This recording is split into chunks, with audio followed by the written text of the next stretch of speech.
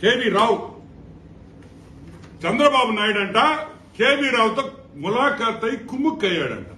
ఏం పీకర్ రా 5 సంవత్సరాలు ఇవన్నీ నీకు తెలుసు కదా.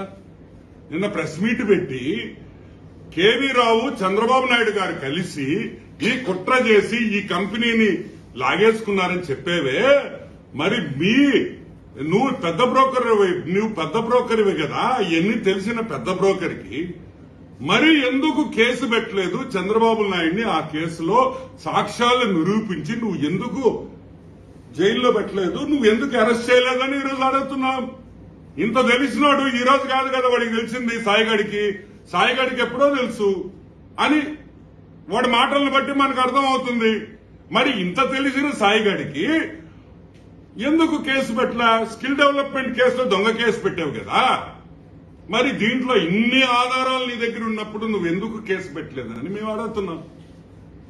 రైట్, నీ దగ్గర ఉన్న ఆధారాలు తీసుకోరా, ఫైల్ చేయి కేసు.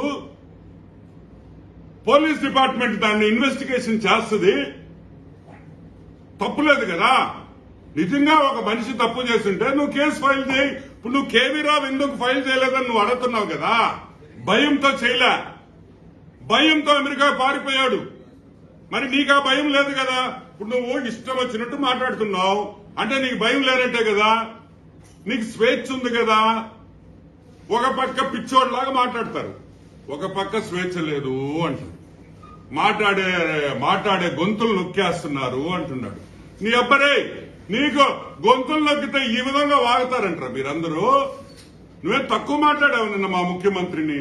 మేమన్నా నిన్ను అరెస్ట్ చేసామా? దానికి పిచ్చోళ్లే ఏదో వాగుతుంటాడు, పిచ్చి నా కొడుకు వదిలేయండి అని చెప్పి వదిలేసాం.